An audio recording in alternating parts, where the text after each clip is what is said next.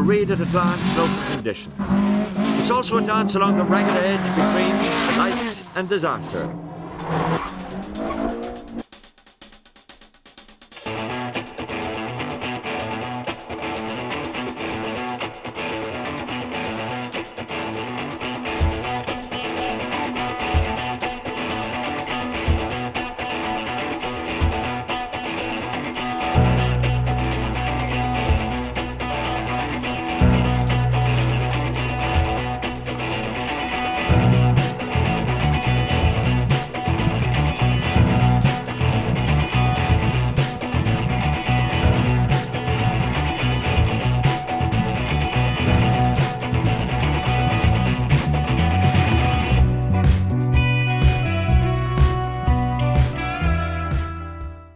Driving is a safe sport because the regulations and controls keep it so.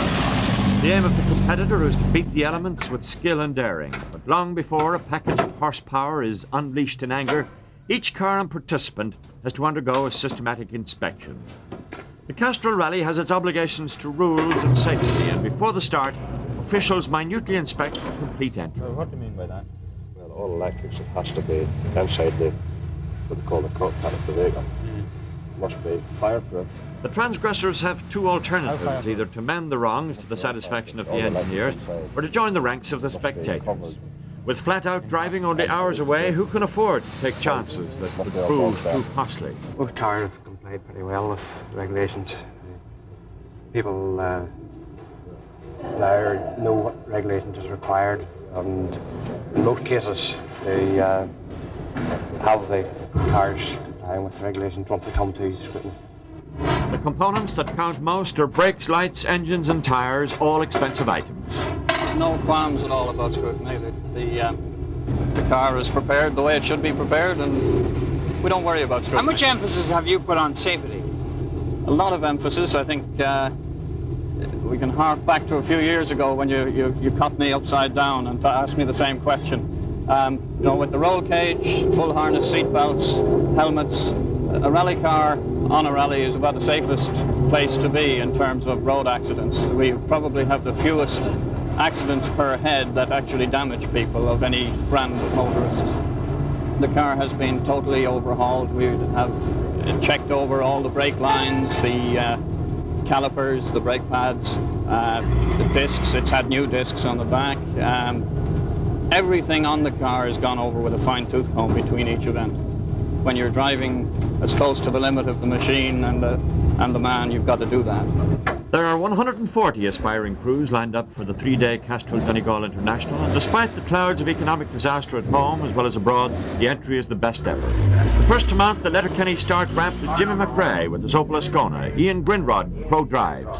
Jimmy, welcome back to Ireland again. Ireland seems to be a great favourite with you in the rally, in terms of rallying. Why? It's a great place. I think, you know, you're so lucky that you can close the public roads and rally in public roads. Something that a lot of people, you know, Britain would be proud of if we could do it. Well, how are you going to do this weekend? Yeah, I'll tell you better on Sunday night.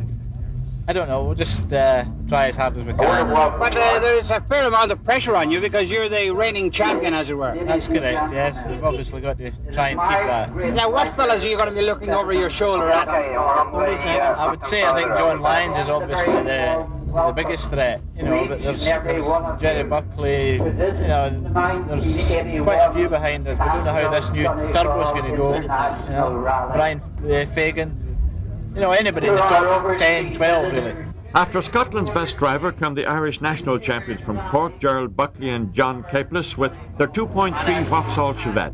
That's the combination that beat McRae in Galway last spring. Desi McCartney and Peter Joe are at 3 in a rather tame Sunbeam, and behind them are local favourites with local information, John Lyons and Bill Moffat from Castlederg in a very rapid Ford Escort. For this one. How are you going to play it?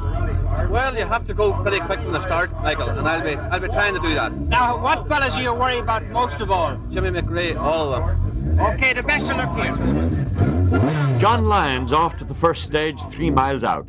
By now the eyes of so many are fixed on the incredible Renault R5 Turbo for John Price of Wales and co-driver Hugh Wiley. £30,000 worth of sophistication. Can you tell me something about this car? Yes, it's the first Renault 5 turbo in the British Isles.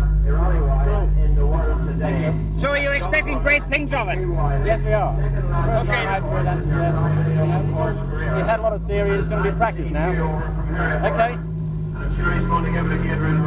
The tension mounts, schedules have to be adhered to as part of the procedure, and 39 stages or 600 miles face competitors over the 3 days. Already the leading crews are about their business on stage 1.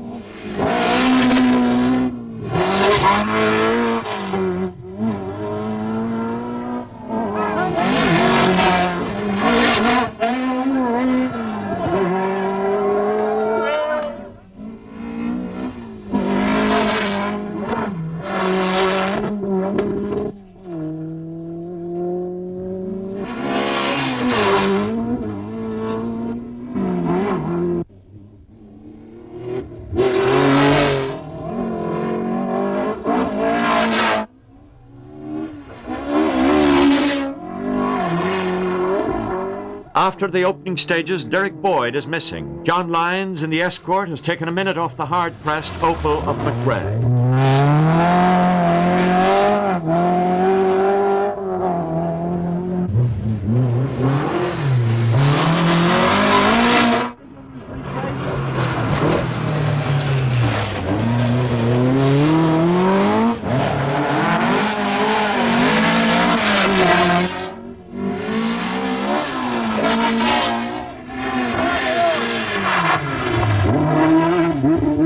One stage later, and Lyons extends his lead over Jimmy McRae.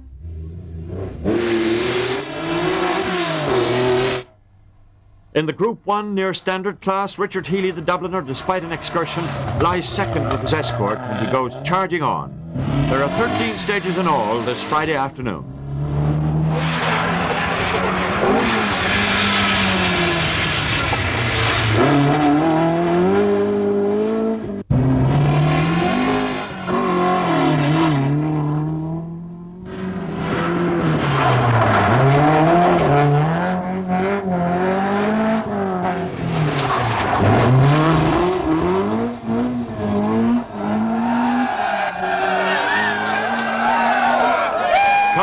Car every 30 seconds they're let away, and the fabulous R5 Turbo is 8th overall and trying cautiously. But Brendan Fagan of Dublin in the Chevette crosses the thin edge of adhesion.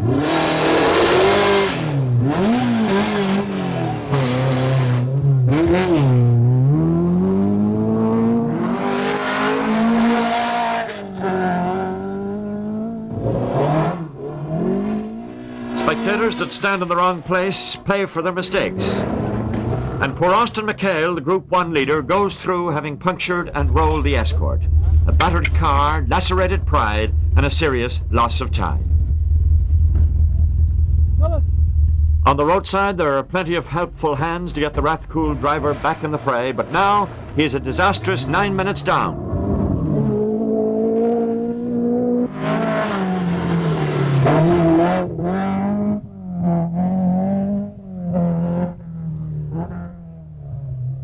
After several more hectic stages, Brendan Fagan retires his Chevette. McRae and his Opel fails to make an impression on John Lyons' Escort, and Ger Buckley is 6th behind Sean Campbell, Robin Lyons and John Coyne, while Briton Terry Cabey has problems with his Vauxhall. Tyroneman John Lyons is having a joyride in his neighbouring county. Well, we're leading by about a minute and a half now. Settling in nicely. Settling in nicely, fastest in every stage. Oh, very good stuff. Keep it going. Thank you. Okay. Stage after stage goes by. Scotland's Drew Gallagher retires, as does Ulsterman John Galeese, while Richie Healy consolidates himself as Group 1 leader and 10th overall.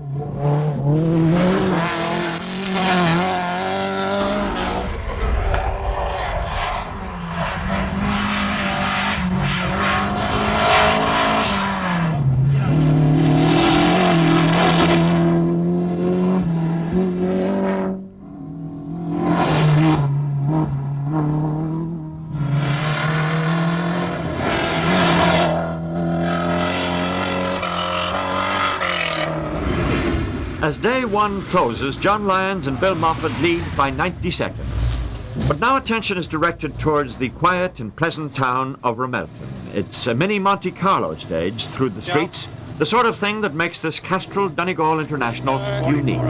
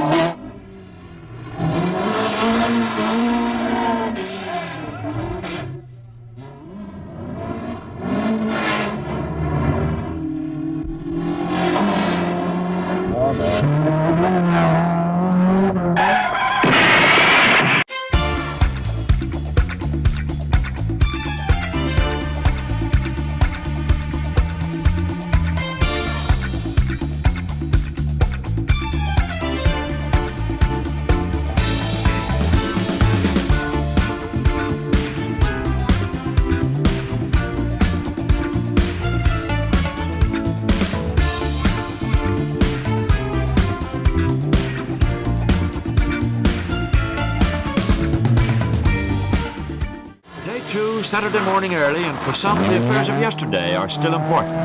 Vincent and Michael Bonner ended their brave effort against that Ramelton wall last evening. Today's 16 stages had to be faced, fields whittled to 100, and several of those are struggling. But can Jimmy McRae step up the pace with his boiling Capini Oval? John Lyons is relaxed. The Castlederg driver has steered a course from the start like a full-time professional. I should be so lucky to be a full-time rally driver. No, I'm a bank official. And that's what I work at, in the bank, although they give me time off for rallying, etc.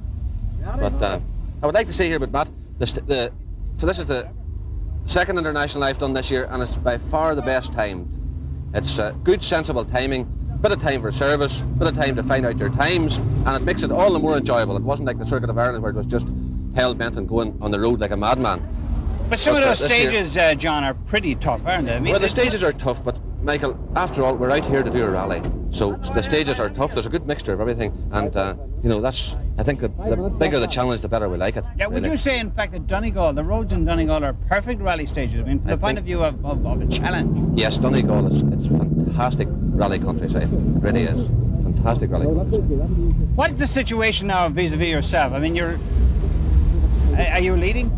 Well, I'm leading, yes, and I've taken out the first three stages there. I took some more time of Jimmy, but it's very, very tough going, and I've only got a few tyres left, and we haven't an endless supply of anything, so I'm keeping my fingers crossed and that the tyres stick it out. You don't look too worried though, John. There's no point in worrying, Michael, no point. Well, I think he has the capabilities of staying in front of Jimmy. The only thing I'm a wee bit concerned about is the backup. I mean, we're still sort of a non-professional team trying to provide a sort of a professional backup, really. That's the problem. Again, Lyons is fastest on the next few stages. John Coyne is also blowing a storm. He's now third with the Talbot.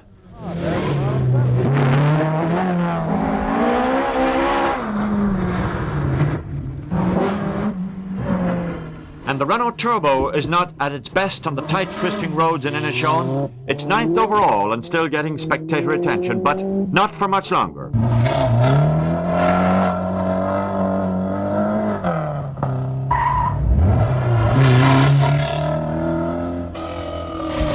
Austin McHale still charging as he passes the Renault Turbo, now buried in at Dunghill.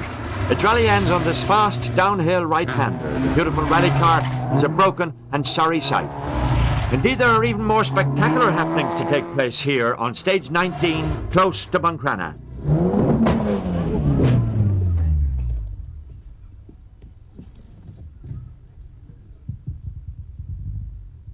Both crew members are safe and sound. That's the price of the strict application of the safety regulations. Crumpled cars and injured pride can be repaired by time.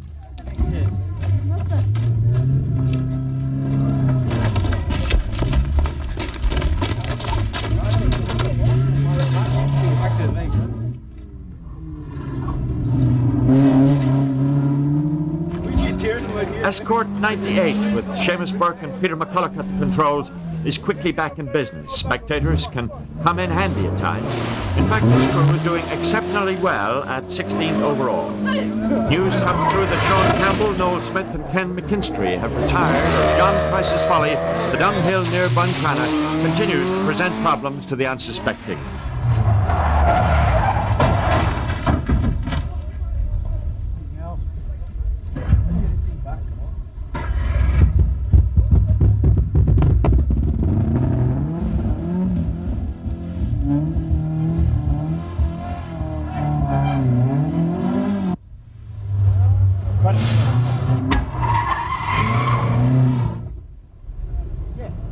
Right, go ahead. Right, 1, 2, 3, now!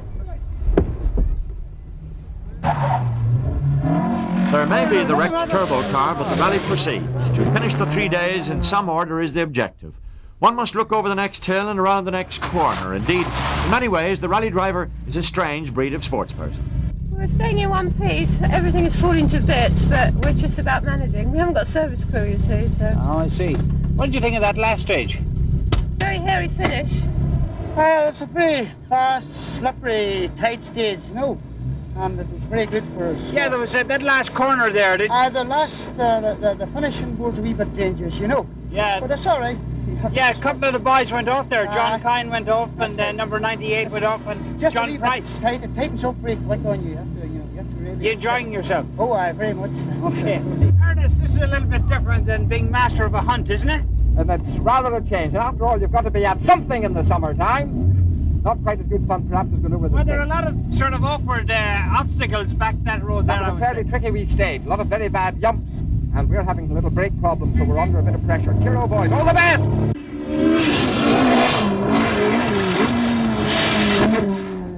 But John Lyons would seem to be uncatchable. He now has 3 minutes to spare over Jimmy McRae.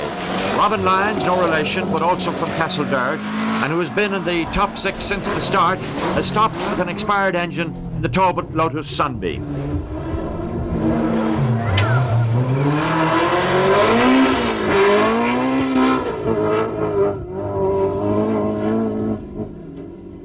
Richie Healy and Vincent Meade are still Group 1 leaders in their escort. Indeed, they are 6th overall, so they are happy. Crew compatibility is important. There are bound to be tensions in the control room as we hear from lady class leaders with their Opel Cadet, Mary Maloney and Catherine Tracy.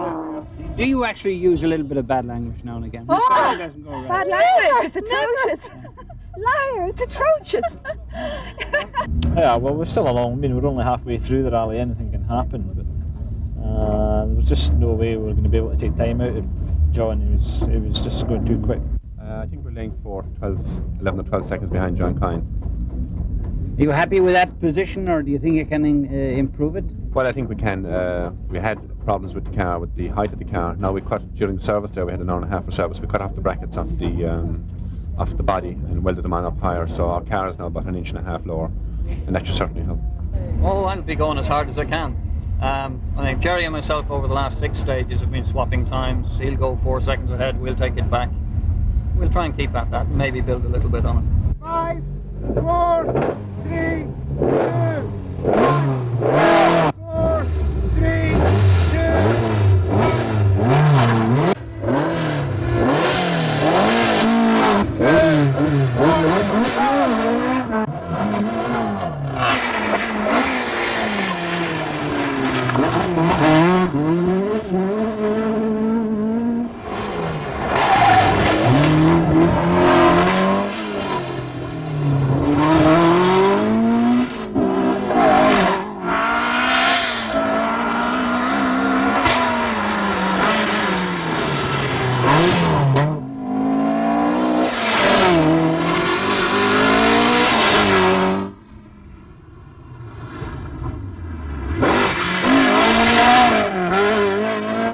John Lyons and Jimmy McRae continue to lead with 4 minutes separating them. The Corkmen John Coyne and Ger Buckley are fighting out third. And to end the second day of speed in Donegal, there's another street stage, this time in Buncrana.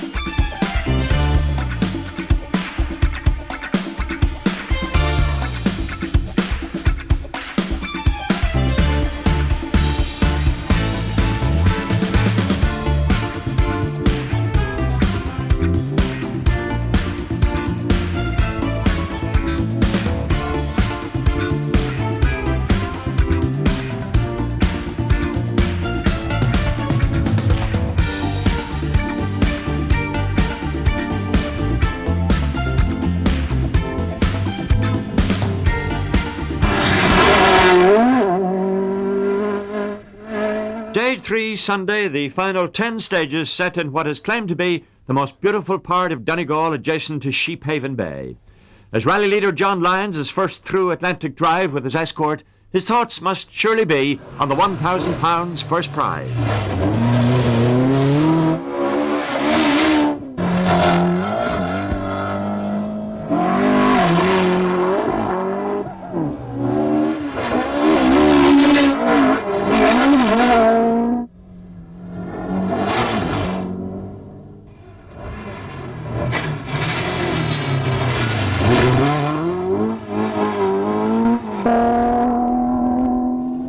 Donegal is closest of all to heaven when the sun shines, and for the rally follower there is today the added bonus of watching superb drivers placing their cars along some of the most demanding rally stages anywhere. Where in Europe would one find a test like Atlantic Drive during the daylight with 5,000 spectators lining it? There's also Buckish Mountain and Glen Village, again a very special treat.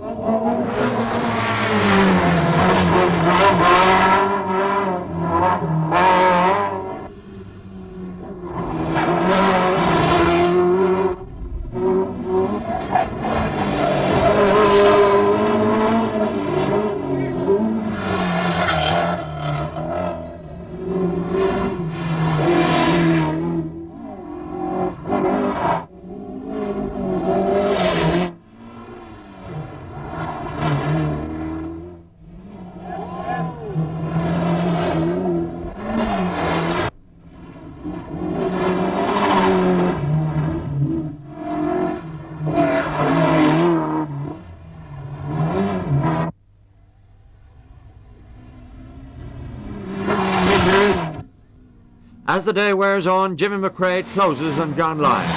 It's a matter of John slowing rather than Jimmy quickening the pace, and Gerald Buckley consolidates his third place for Boxhall.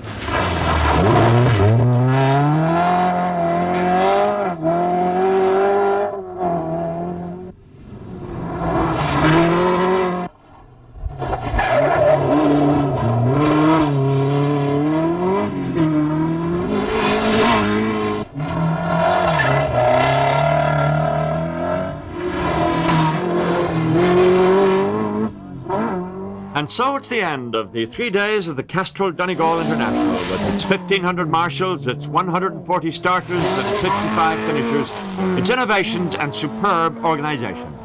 And in Castlederg, John Lyons, it has a superb winner. Letterkenny is the headquarters for the occasion, so it is only fitting that the most exciting stage of all, the final one, should take place in the streets of that county town.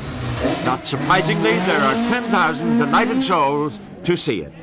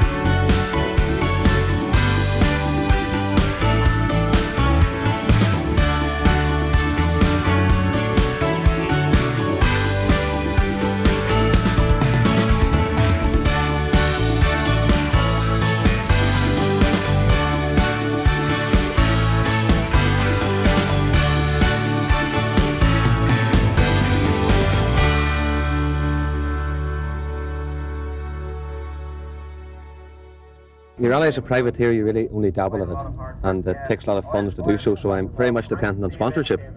This year I was very lucky to have downtown sponsorship, Eddie Torrance sponsorship, so it meant that I could do an international in a competitive car.